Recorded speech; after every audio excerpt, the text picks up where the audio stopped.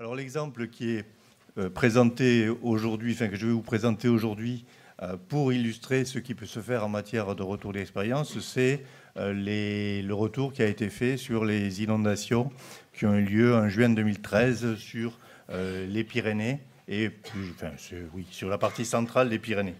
Alors, comme j'ai affaire à des géographes, je vous montre où c'est les Pyrénées.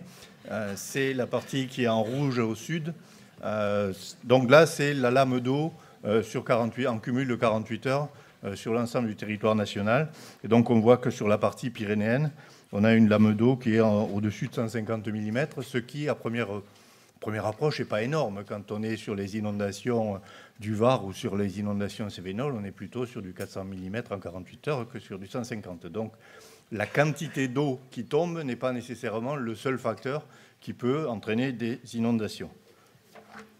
Alors, un élément encore géographique sur le secteur concerné en faisant un petit focus, un élément qui n'est pas inintéressant. Vous voyez, il y a une ligne rouge entre les deux. Il y a une ligne rouge au milieu qui est en fait la ligne de séparation entre le bassin de l'Adour qui est à l'ouest et le bassin de la Garonne qui est à l'est. Et ce qui peut être intéressant en termes de gestion de crise, c'est que ces deux bassins ne sont pas surveillés par le même service de prévision des crues. Le bassin de l'Adour est surveillé par un service de prévision des crues qui, à l'époque, était à Pau. Les inondations ont eu lieu le 21 juin et qui, le 1er juillet, a été transféré à Bordeaux. Et le bassin de la Garonne est surveillé, comme le Tarn et le Lot, par un service de prévision des crues qui est à l'Adréal de Toulouse. Donc, on a deux services de prévision des crues pour un événement qui, en fait, concerne essentiellement le massif de Néouvielle, qui est à la limite au niveau sud, au milieu de la zone rouge. Autre élément géographique qui n'est pas inintéressant, la Garonne, elle est française, mais elle prend sa source en Espagne, dans le Val d'Aran. C'est un des errements du traité de délimitation des frontières entre la France et l'Espagne qui a fait que le Val d'Aran et les 30 premiers kilomètres de la Garonne sont restés en Espagne. Ce qui fait que les communications en temps de crise étant ce qu'elles sont entre les deux pays, grosso modo, les services de prévision de crues qui s'occupent de la Garonne n'avaient aucun élément sur ce qui se passait à l'amont sur la partie espagnole. Ça induit pas nécessairement une aggravation de la crue, mais ça pose des problèmes. Tout à l'heure, le professeur Hubert évoquait les rumeurs. Parmi les rumeurs qui ont circulé sur le secteur garonnais français, c'est que les Espagnols avaient, au moment de la crue, ouvert les barrages de façon à ne pas être ennuyeux et à inonder la partie française. Bon, rumeur infondée, bien sûr, mais pendant la crise, ça participe à la difficulté de la gestion quand on a affaire à ce type d'informations. Alors, l'événement,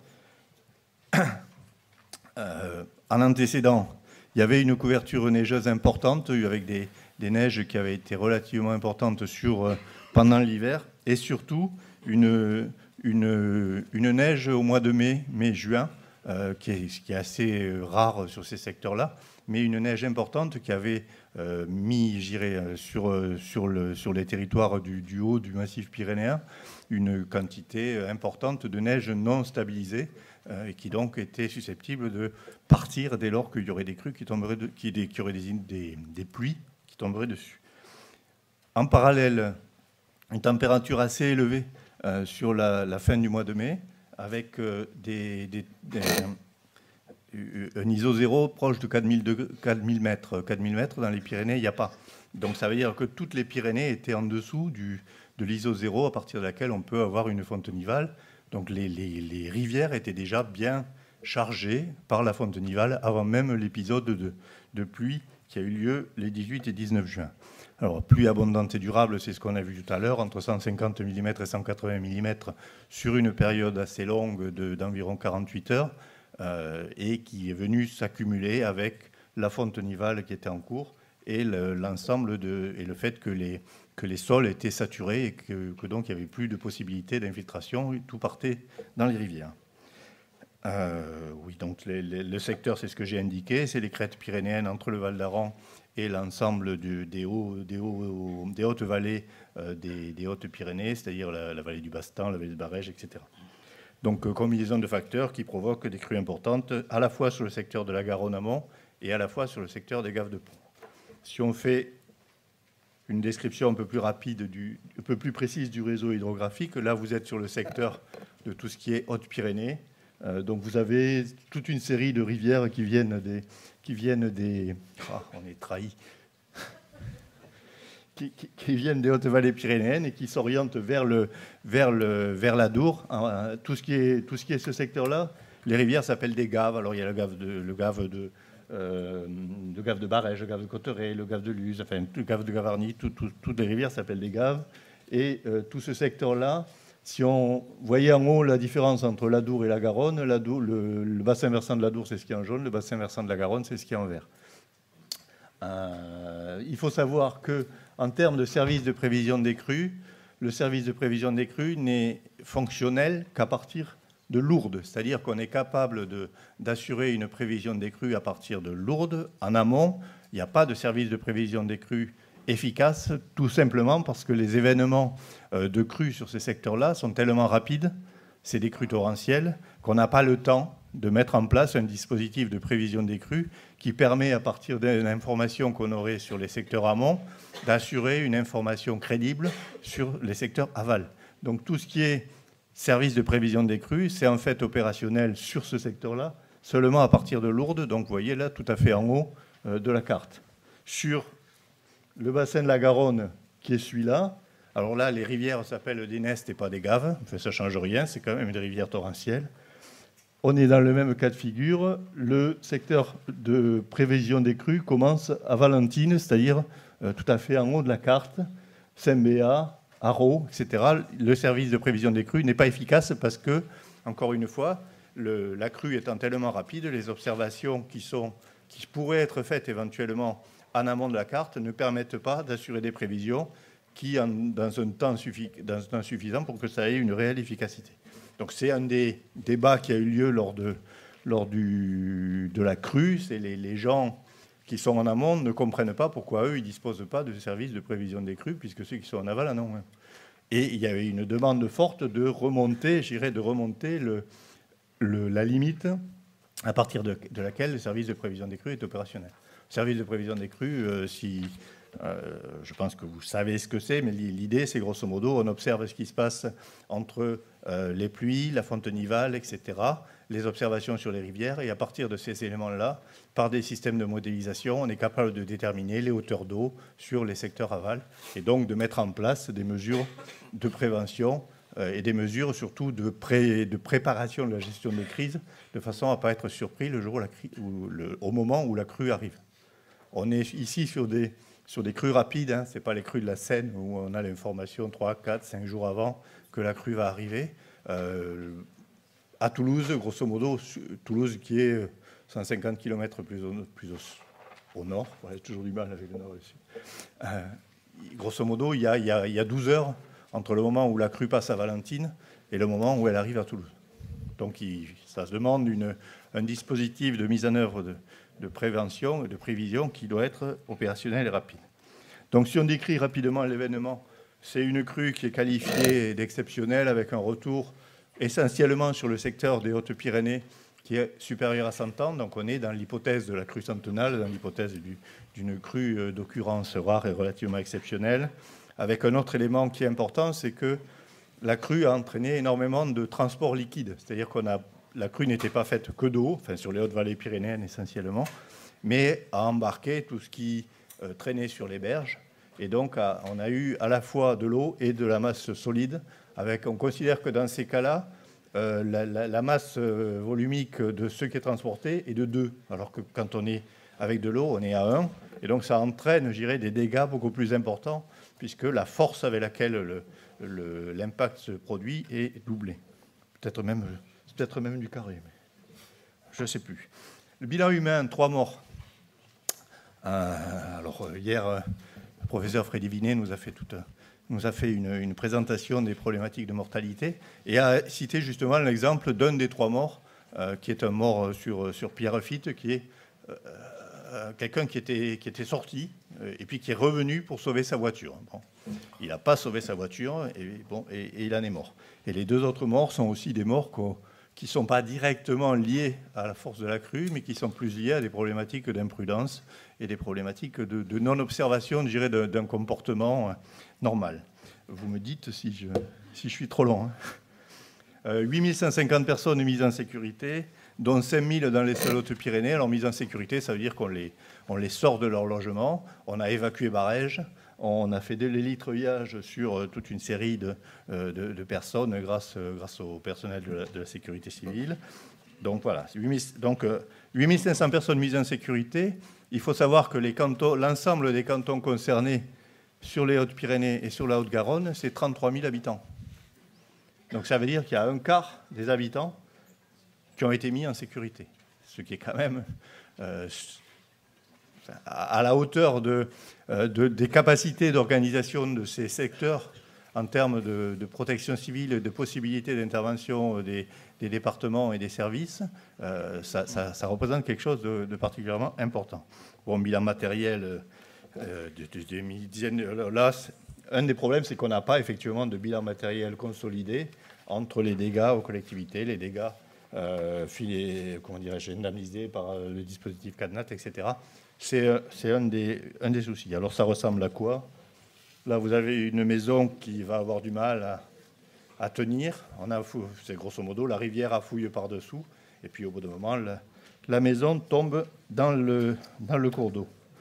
Si on prend, je ne sais pas si c'est très lisible, les principales conséquences du passage dans le sud-ouest identifiées au 20 juin 2013, c'est-à-dire le lendemain de la plus forte pluie. Vous avez toute une série de communes en orange qui sont encore coupées du monde, c'est-à-dire qui ne sont accessibles que par ce qu'on appelle les moyens des unités d'intervention de la sécurité civile, c'est-à-dire grosso modo des moyens militaires qui permettent de passer, mais l'ensemble des autres possibilités d'accès étaient coupées. C'était toute la partie de Cotteret et tout le secteur de Barèges. Des communes isolées, ça c'était les communes qui étaient essentiellement autour de Barèges, des voies SNCF entre Pau et Lourdes coupées, des routes nationales au sud de Saint-Béat, donc entre Saint-Béat et la frontière espagnole. C'est quand même la route qui permet de rejoindre l'Espagne au sud de la Haute-Garonne. Donc c'est pas une route complètement négligeable. Elle a été coupée pendant 2 jours. Donc voilà, ça c'est les principaux dégâts avec coupure d'électricité, c'est-à-dire que tout le secteur de Cotteret et de Barèges a été également sans électricité pendant quasiment, sans électricité raccordée pendant une semaine avec des fournitures des groupes électrogènes, etc. Sur les routes départementales, ça donne ça. Ça c'est la route entre Luce et Barèges. Donc là aussi, des affouillements et la route part dans la rivière. Alors, le professeur Hubert a indiqué l'importance du REX. Pour le REX, c'est grosso modo c'est regarder comment on a travaillé, regarder quels sont à la fois en gestion de crise, en préparation de crise et autres, et puis regarder qu'est-ce qui peut être fait pour améliorer la situation et éviter que les mêmes événements entraînent qu'un même aléa, en tout cas, entraîne le même problème et faire en sorte que le coup d'après, on soit un peu mieux protégé que le coup d'avant. Donc, a été fait un double REX, un REX local, organisé sous l'autorité du préfet de la région Midi-Pyrénées, qui est le préfet coordonnateur de bassin, alors en liaison avec le préfet Aquitaine, parce que le préfet Aquitaine est le préfet de la zone de défense. Alors tout ça, c'est des éléments administratifs qui ne vous paraissent peut-être pas pertinent, mais il faut savoir que le fait que le préfet de coordonnateur de bassin, c'est-à-dire celui qui gère l'ensemble des thématiques de l'eau sur le territoire du bassin à Dour-Garonne, ne soit pas le même que le préfet de défense qui, lui, s'occupe des problématiques de sécurité civile lorsqu'il y a un incident, peut poser des difficultés. En l'occurrence, les 2 préfets ont travaillé correctement ensemble, donc ça n'a pas posé de problème, mais je dirais que ça n'aide pas à la fluidité des décisions qui sont prises dans ces différents domaines. Donc, il a été demandé au préfet de Midi-Pyrénées d'organiser un retour d'expérience locale sur 4 éléments, c'est-à-dire chronologie des événements, c'est-à-dire avoir une meilleure connaissance des événements et de ce qui s'est passé, les conséquences et leurs impacts, l'analyse des mesures mises en œuvre pendant l'événement et les mesures envisagées ou mises en œuvre après. Et en parallèle a été lancé un REX dit interministériel, alors confié aux différentes inspections existantes dans les ministères. Donc il y avait le ministère de l'Intérieur à travers l'IGA, il y avait le ministère de l'écologie à travers le CGEDD, il y avait le ministère de l'Agriculture à travers le CGAAER et le ministère des Finances à travers l'inspection générale des finances. L'idée étant d'essayer d'appréhender l'ensemble des thématiques qui peuvent avoir une importance dans le domaine de ce type de crise pour faire en sorte d'avoir un regard complètement global sur la gestion de la crise et les mesures de prévention à mettre en place en s'appuyant sur le REX local. C'est-à-dire le REX local, il permettait de regrouper tous les éléments qui existaient. Alors oui, au niveau de l'État, hein, c'est un REX État. C'est-à-dire comment l'État s'organise pour faire en sorte que derrière, ça se passe mieux. Donc le REX local, il permettait de compiler l'ensemble des éléments d'information qui existaient, qui avaient pu être recueillis localement. Et le REX, je dirais, national, il visait à utiliser ces éléments-là pour en tirer des conséquences et des logiques qui soient plus globales, mais qui puissent s'appuyer sur le territoire aussi. À noter qu'en amont, il y avait une mission qu'on appelle, nous, dans notre jargon CADNAT, mais qui en fait sert à évaluer les dégâts des collectivités territoriales, lesquels dégâts sont indemnisés par l'État au titre du Fonds de solidarité des collectivités territoriales et de leur groupement. Alors le plan du REX local, bon, je ne vais pas m'étendre, hein, mais je suppose que vous aurez les présentations. Oui, tout est enregistré. D'accord. Et tout sera disponible. Ah, tout est enregistré, ça c'est. Il faut faire attention. Dangereux, là, c'est trop tard. Hein. Donc vous supprimerez la première partie de mon intervention. L'enregistrement a démarré après. Ça va. Donc la chronologie des événements, le REX local, il vise vraiment à récapituler l'ensemble des éléments qui peuvent être intéressants derrière pour regarder comment ça s'est passé et faire en sorte que ça se passe mieux le coup d'après. Ce qu'il faut savoir, c'est qu'il n'existait pas c'est d'ailleurs un des enseignements, je dirais, de la mission, c'est qu'il n'existe pas de plan de REX local. C'est quelque chose qui a été demandé à cette occasion-là, mais que pour l'État, enfin en tout cas, un REX global, hein, grosso modo, le ministère de l'Intérieur fait son REX pour la gestion de crise, les opérateurs de l'État font leur REX, le Chapic qui s'occupe de l'ensemble de la prévision des crues fait son REX, mais il n'y avait pas de vision globale de REX et de plans qui permettent de regarder l'ensemble des éléments qui peuvent être utiles pour analyser une crise. Donc sur la chronologie des événements, tout ce qui relève de l'hydrométéo, c'est-à-dire que quel était le phénomène météo, comment il s'est traduit en phénomène hydrologique, c'est-à-dire dans ce qui se passe dans les rivières, comment la vigilance météo et la vigilance hydrologique ont été organisées. Un des grands débats, c'est la couleur de la vigilance météo. Dans les Hautes-Pyrénées, la vigilance météo est passée rouge. Dans la Haute-Garonne, elle est restée orange. Les Hauts-Garonnais n'ont pas compris, surtout ceux qui étaient sous la pluie et qui subissaient les inondations. Mais en fait, il faut savoir que le passage de la couleur orange à rouge a deux conséquences. Grand 1, c'est fait pour l'information des populations, mais ça sert aussi pour la gestion de crise. Et ça met en branle tout un système d'intervention au niveau départemental. Et là, colorer toute la Haute-Garonne en rouge, parce que Saint-Béat, où il y a, je vous dis, le canton de Saint-Béat, Luchon, etc., c'est 12 000, 13 000 habitants. Colorer toute la Haute-Garonne en rouge, ça signifie qu'on colore Toulouse en rouge. Et ça change un peu les modalités de gestion de la crise. Ils sont habitués à être en rose. Ils sont plutôt habitués, mais quoi qu'ils sont plutôt en rouge et noir, c'est vraiment important. Oh.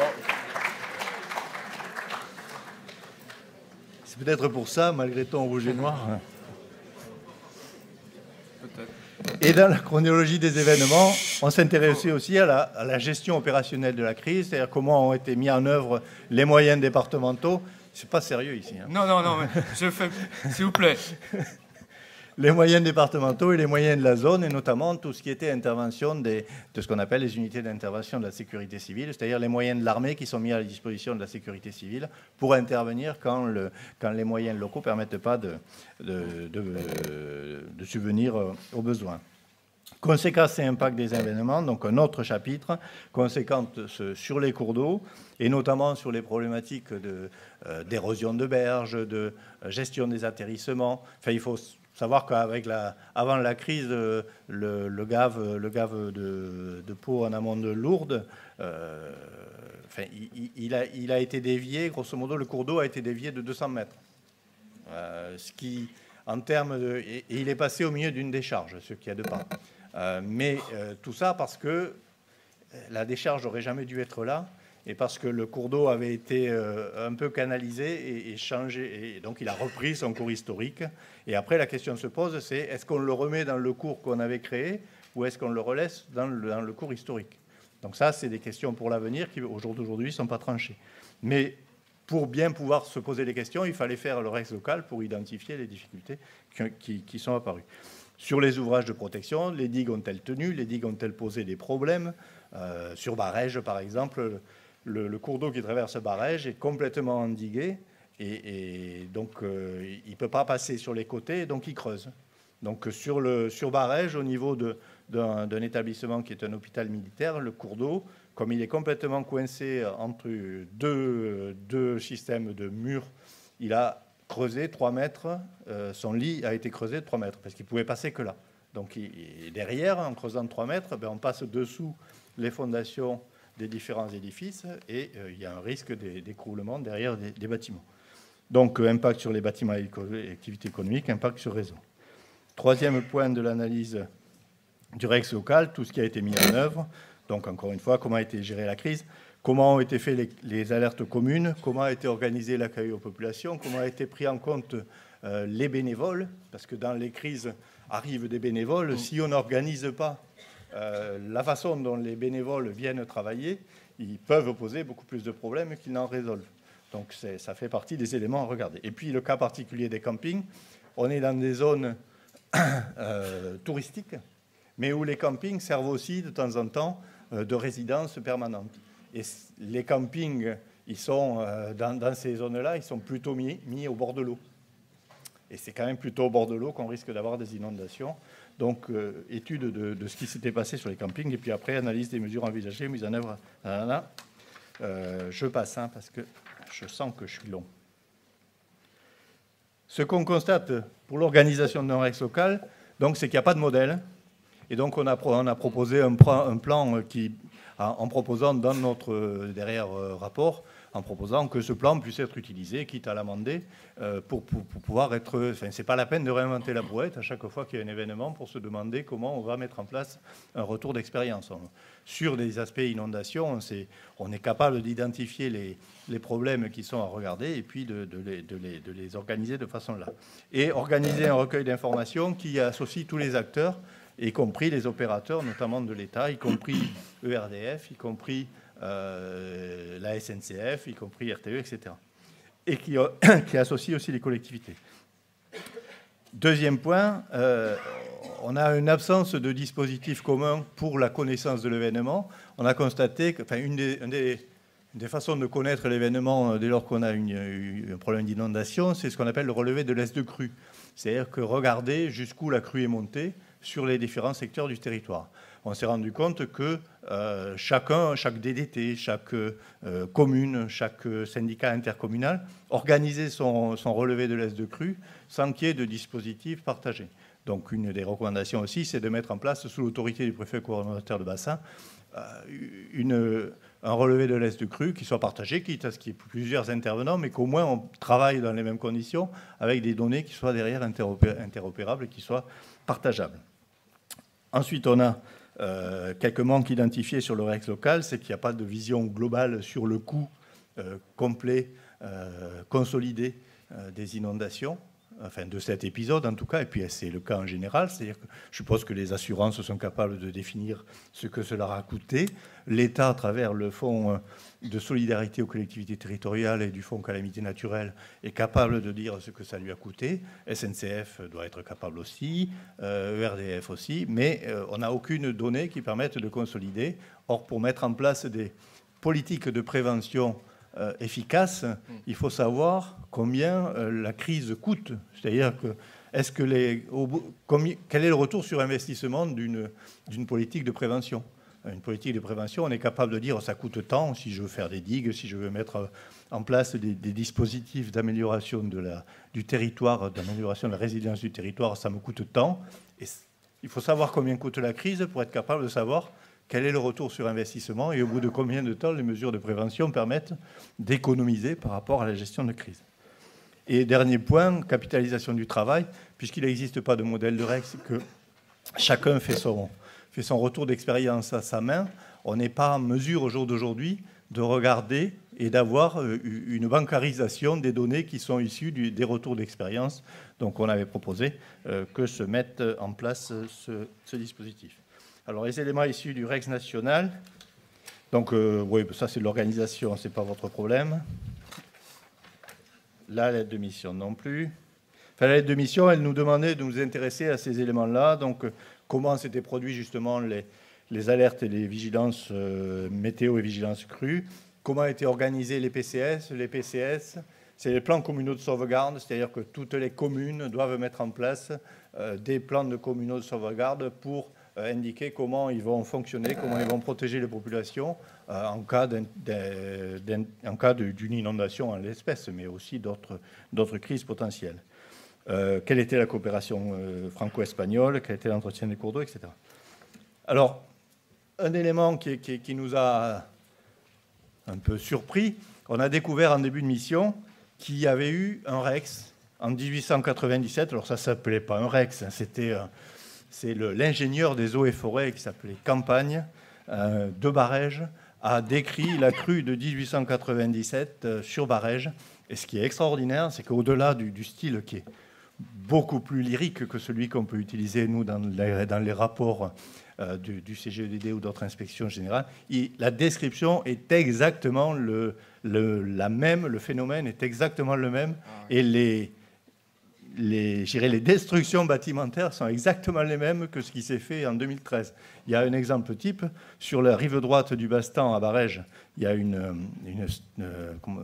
station thermale, en fait, un bâtiment thermal. En 1897, en 5 heures, il était recouvert par les boues. En 2013, en 5 heures, il était recouvert par les boues. De la même façon, l'hôpital militaire a fait barrage, a fait bouchon en 1897, même chose en 2013. Donc, je trouve que la roue de Deming, il y a eu des ratés, quoi. En tout cas, elle était crantée, visiblement, et elle a eu du mal à tourner. Mais c'est très intéressant parce qu'on a vraiment... Et en plus, c'est description des mêmes circonstances préalables, c'est-à-dire essentiellement fort épisode neigeux au mois de mai, qui fait que lorsque les pluies sont arrivées en début juillet en 1897, le 21 juillet en 2013, tout ça est descendu et tout ça a entraîné une forte érosion de berges, une forte transport solide, mais on a constaté que c'était vraiment la répétition de la crue de 1897. Bon,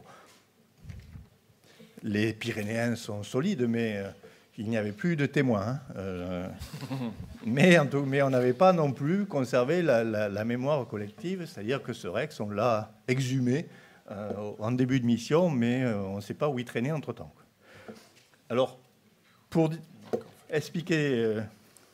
il y a quelques circonstances quand même qui sont favorables, qui ont été favorables à cette crue et dont on essaie de tirer des bonnes pratiques. Sur la Pique, c'est secteur Haut-Garonnais, c'est la rivière qui passe à Luchon. Il y avait eu un exercice un exercice d'alerte camping 15 jours avant l'inondation, ce qui fait que les campings ont fonctionné comme un seul homme. L'évacuation a été très bien réalisée. Et c'est même les systèmes d'alerte des campings qui ont servi d'alerte pour les communes. Donc, du coup, conclusion, multiplier les exercices d'alerte sur les campings. Vérifier surtout que les systèmes d'alerte des campings fonctionnent et que les systèmes d'alerte des campings sont bien positionnés. C'est-à-dire, c'est pas le tout d'avoir un système d'alerte. Il faut qu'il soit vraiment bien calé en termes hydrologiques, en termes de hauteur d'eau, pour réagir quand c'est important de réagir. Deuxième circonstance favorable, un peu moins favorable quand même, c'est que sur le secteur Haut-Pyrénées, il y avait eu une crue en octobre 2012 qui était un chouïa moins forte, mais qui avait quand même fait pas mal de dégâts, notamment sur le secteur de Lourdes. Je ne sais pas si vous vous rappelez, il y avait eu des images de la cathédrale, enfin, je ne sais pas si c'est une basilique, qui était sous l'eau, quoi, hein, donc, en octobre 2012. Donc il s'était préparé, et le département des Hautes-Pyrénées était parfaitement organisé pour pouvoir répondre à partir à la crue de 2013, et c'était heureusement. Circonstances favorables sur le nombre de morts. C'est un événement qui a eu lieu le 21 juin, c'est-à-dire avant la période estivale. Les campings étaient aux 2 tiers vides, et Barèges était aussi aux 2 tiers vides. Barèges, il faut savoir que c'est 200 habitants en hiver, 3 000 à 4 000 en été. La crue aurait eu lieu 15 jours après, on ne garantissait pas qu'il n'y ait que 3 morts. Sachant par exemple que la crue du Baston de 1897, c'est 25 morts. Donc on est quand même dans une situation. Le 21 juin au lieu du 3 juillet, ça change quand même pas mal de choses. L'auteur maximal a été en milieu d'après-midi.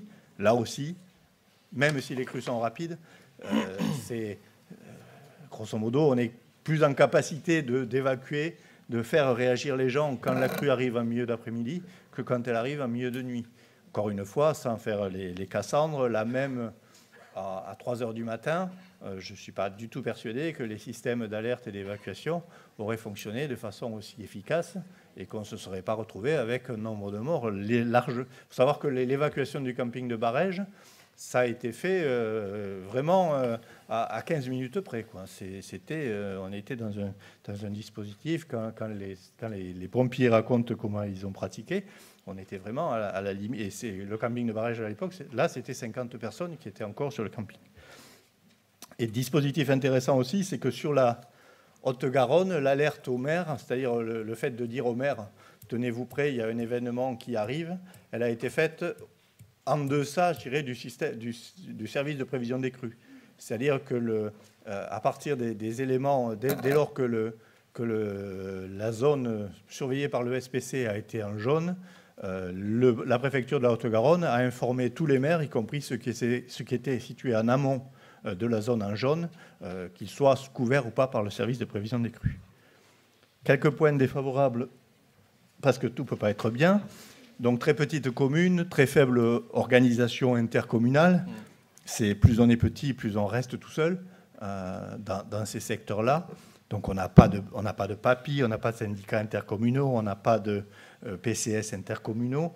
Chacun travaille dans son coin ou pas, puisque par exemple, on avait sur le secteur à peu près 50% des communes qui n'étaient pas couvertes par des plans communaux de sauvegarde. C'est-à-dire que les maires n'avaient pas mis en place le dispositif qui permet, je dirais, là aussi d'anticiper une crise. Donc pas d'intercommunalité de gestionnaire des cours d'eau, c'est-à-dire qu'il a fallu inventer, pour faire les travaux d'urgence sur les cours d'eau, il a fallu créer des déclarations d'intérêt général comme ça, et trouver des gens qui sont capables de le faire sans que ça existe au préalable. Donc le dispositif de prévision des crues inadapté aux Hautes-Vallées, mais pour des raisons techniques, pas pour des raisons d'insuffisance. Donc il faut le changer par autre chose, il faut mettre en place des systèmes d'alerte de crues comme ceux qui existent pour les campings, mais il faut les mettre en place de façon la plus intercommunale possible pour que ça puisse fonctionner. Et puis, comme je le citais tout à l'heure, absence d'information sur la situation espagnole et sur ce qui se passait dans le Val d'Aran. Absence d'information qui a continué dans le temps, c'est-à-dire qu'après, les Espagnols ont travaillé sur leur cours d'eau, sur la partie amont de la Garonne, sans qu'aucune information soit passée entre la partie espagnole et la partie française. Sachant qu'il y a une commission franco-espagnole sur la sécurité qui a été créée en 2001, qui prévoyait de s'occuper de la prévention des inondations et qui ne s'est jamais saisie du sujet. Donc la crue a au moins été l'occasion de réunir la commission franco-espagnole sur le sujet et de faire se parler entre eux les services français et les services espagnols qui s'occupent de ces sujets. Alors, bon, j'en ai dit un peu. Ça, j'ai déjà dit. Vigilance. Sur la vigilance météo, vigilance crue, nous, on propose qu'il y ait une possibilité de différenciation infradépartementale de de la vigilance météo. Elle existe déjà pour Vigicru, hein, c'est-à-dire sur Vigicru, les couleurs, elles sont par cours d'eau, elles ne sont pas par département. On proposait que sur certains secteurs, type justement les secteurs de haute montagne, on puisse identifier des couleurs différentes infradépartementales. Alors, ça se fait à La Réunion, par exemple. Bon, c'est vrai que La Réunion, côté est et côté ouest, les différences de gestion et de crues sont quand même très sensibles, mais on pourrait le faire là aussi. On a proposé de remonter vers l'amont les systèmes de prévision des crues quand c'était possible, c'est-à-dire grosso modo de remonter sur la partie des Gaves jusqu'à Argelès de façon à mieux couvrir Lourdes, et sur la partie Garonne en amont de Saint-Béat de façon à pouvoir avoir une information sur Saint-Béat.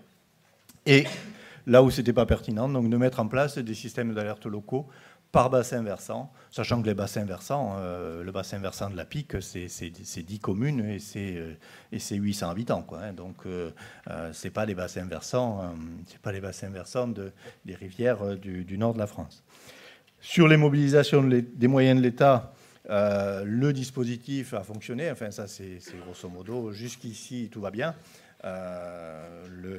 Les moyens mis en place tant au niveau zonal que pour le niveau départemental, que la récente mise en œuvre de ce qu'on appelle les référents départementaux inondations en DDT a permis de fluidifier le dispositif. Et dans les Hautes-Pyrénées, je vous dis, l'expérience de la crue fin 2012 a permis de faire en sorte qu'en 2013, ça se passe un peu mieux. On a proposé qu'il y ait une réflexion sur l'expertise d'urgence auprès des préfets.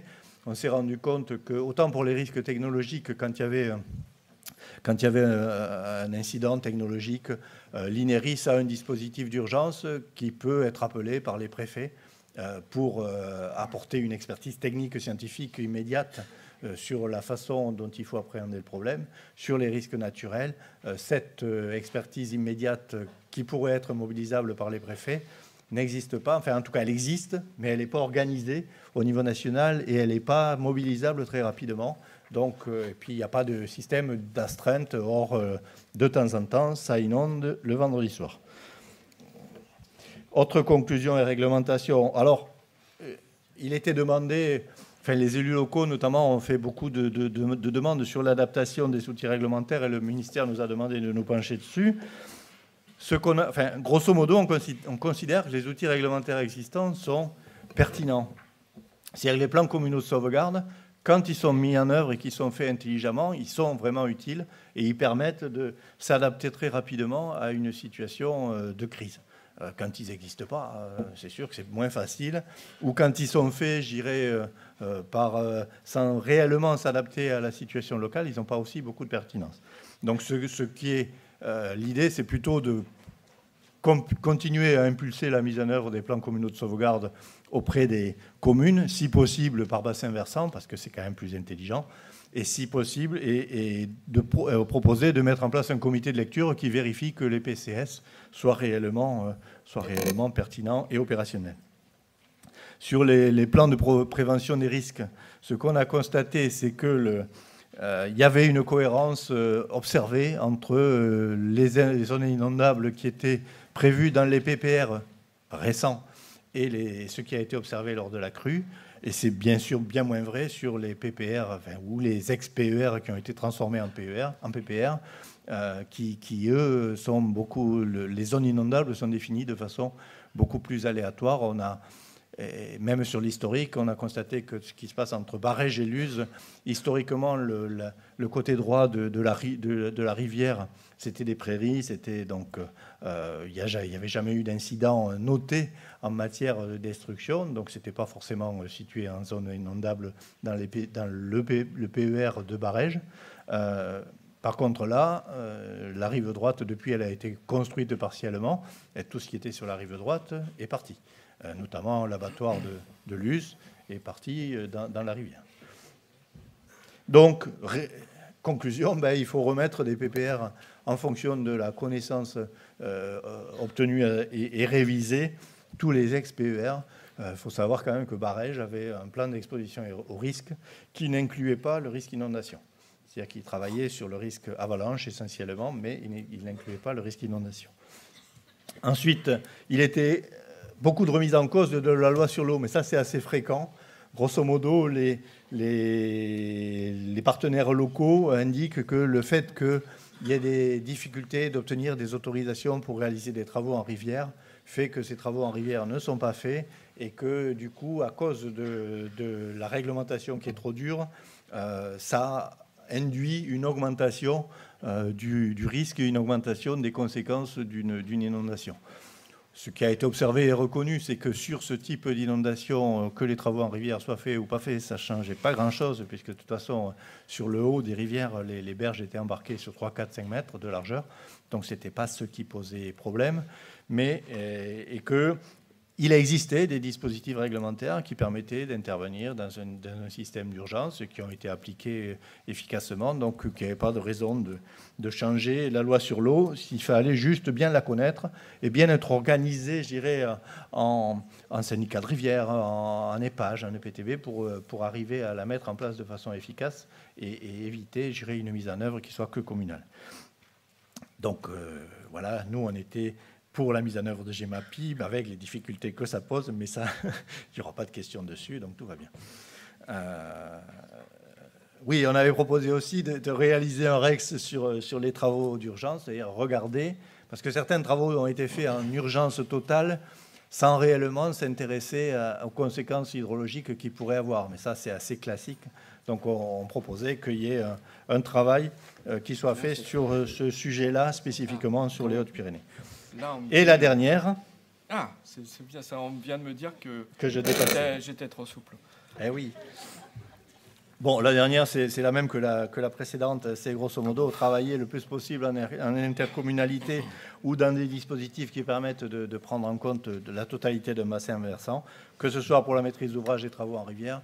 Avec la taille des communes que j'indiquais tout à l'heure fait que c'est pas raisonnable d'imaginer que les communes prennent en charge la maîtrise d'ouvrage des travaux en rivière. Par contre, des regroupements intercommunaux adaptés et raisonnés en fonction des bassins versants sont nécessaires. Mise en œuvre de PAPI. Depuis les événements, il y a un PAPI GAV qui commence à se mettre en place.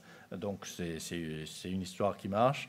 Maîtrise d'ouvrage des systèmes locaux d'alerte en amont des SPC. Là aussi, si possible, par bassin versant et en intercommunalité. Organisation de la mémoire de l'événement et anticipation des crises. Bon, c'est l'exemple de 1897 est symptomatique, mais il n'y a aucun repère de crue sur aucune des communes du secteur. Bon, ce n'est pas ce qui fait que la crue ne passe pas, mais en tout cas, ça permet de faire prendre conscience aux gens qu'il y a un risque. Et c'est d'autant plus important qu'on est sur des secteurs touristiques. Quand vous avez... Sur 3000 habitants, 2800 sur 3000 résidents au moment de la crue, 2800 qui ne sont pas du territoire, ils n'ont pas forcément conscience, si on ne leur dit pas, qu'il y a un risque d'inondation.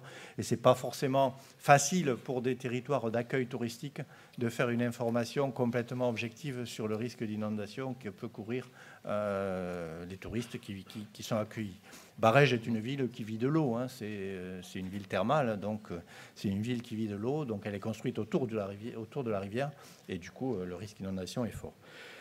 Et puis sur les campings, on a proposé que soit mis en œuvre une doctrine. Là aussi, on constate que sur la façon dont sont gérés administrativement les campings, et c'est départemental, mais c'est la structure administrative du territoire français qui veut ça. Mais il n'y a pas du tout d'harmonisation, donc c'est difficile d'aller discuter avec les gestionnaires de camping et avec leurs organisations si l'État, de son côté, ne tient pas un discours qui soit à peu près homogène.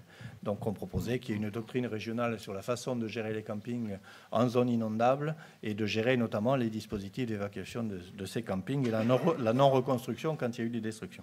Et dans ce cadre, donc une harmonisation des CPS. Alors les CPS, ce n'est pas les PCS, c'est les cahiers de prescription spéciale, c'est ce que doivent proposer les gestionnaires de camping pour montrer comment ils travaillent en cas d'événements climatiques. Et je vous remercie de votre attention. Bon, alors.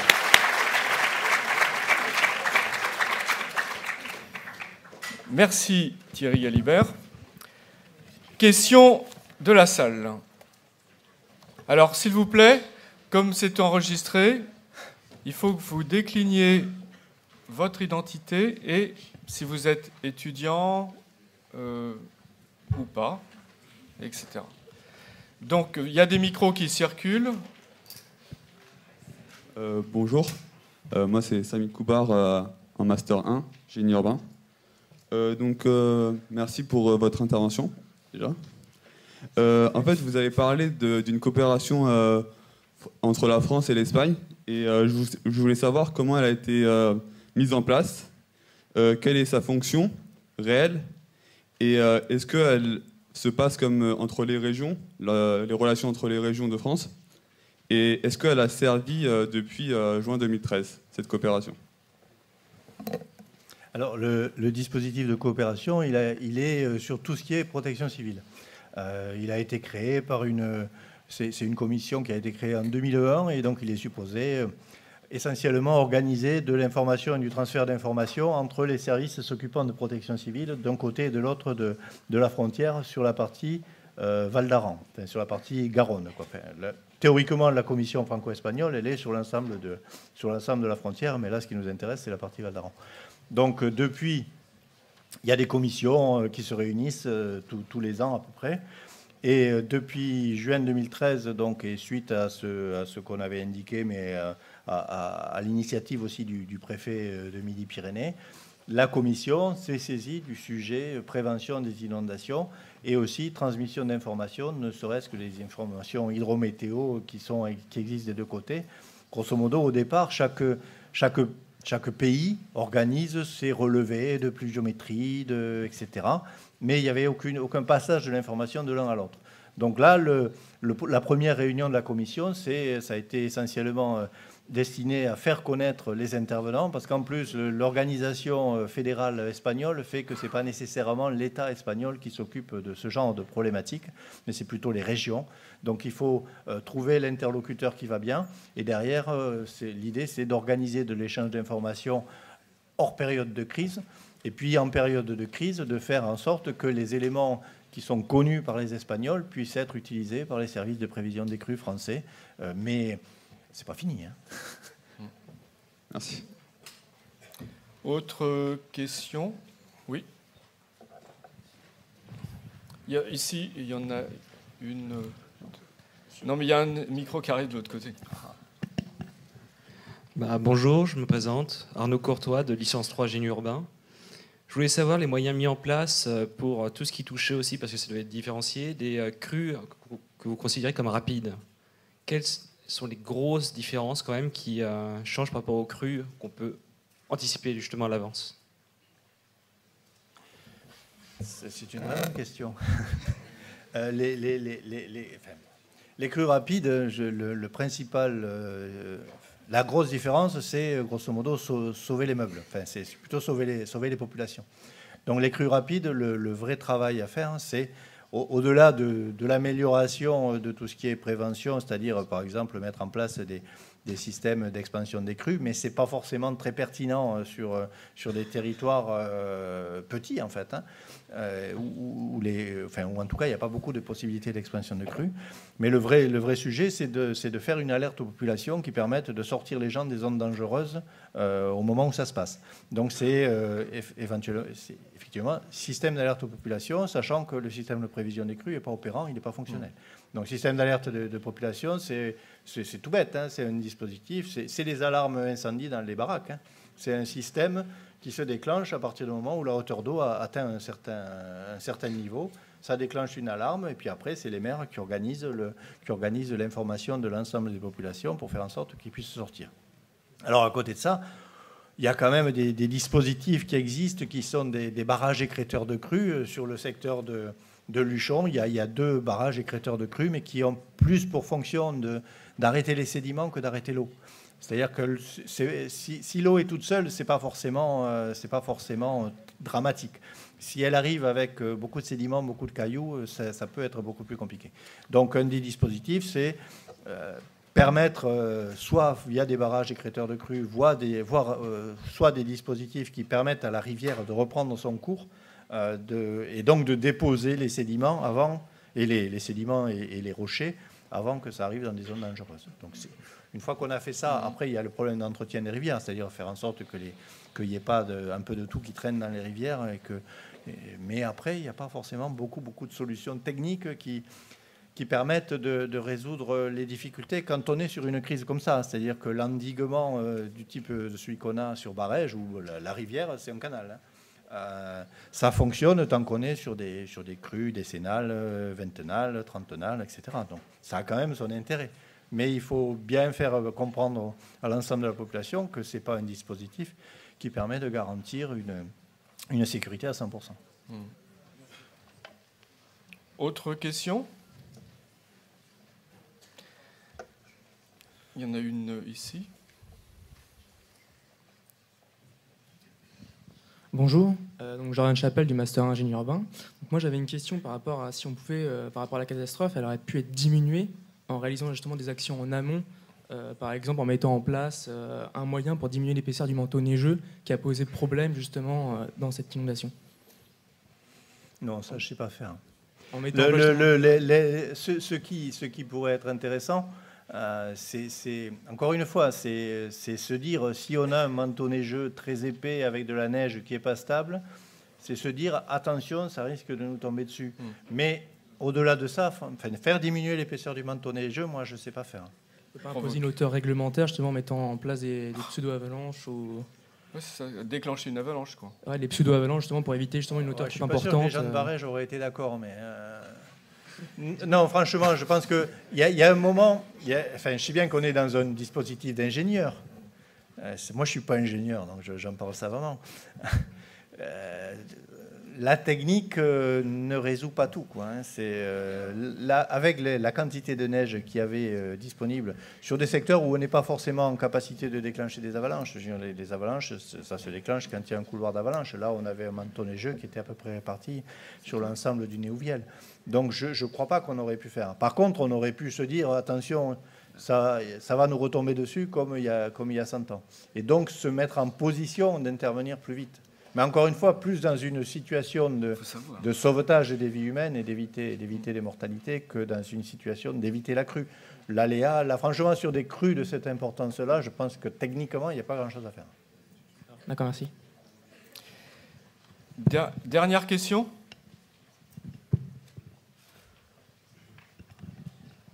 Donc, Eric Magot, étudiant Master 2. J'avais une question notamment sur les incertitudes lors de la gestion de crise par rapport à des modèles puits débit. Pensez-vous que ces modèles, justement, permettent de diminuer ces incertitudes ?